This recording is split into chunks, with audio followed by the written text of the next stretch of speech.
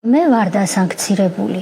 ეს არ მიკეთია ბროში, მაგრამ ბროში რომ მიკეთია, იმის მაგივრად მიკეთია ყვითელი ვარსკვლავი. თუ ჩავთვლი, რომ სანქცია არის ჩემთვის ყვითელი ვარსკვლავი, რომ მე ვარ მიუღებელი.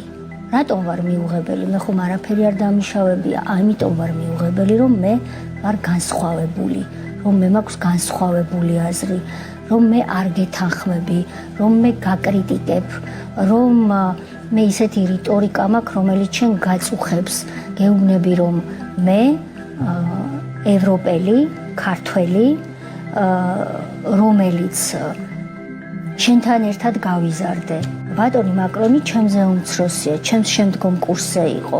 გიცნობდით სასწავლებელს? არა, მე სხვა მოღვაწეებთან უფრო მეგობრობდი, მომავალ მოღვაწეებთან, მე ასე გამოირკვა, რომ დღეს არიან მოღვაწეები. მათ შორის ფრანგულ ოპოზიციაშიც. ერთად გავიზარდეთ.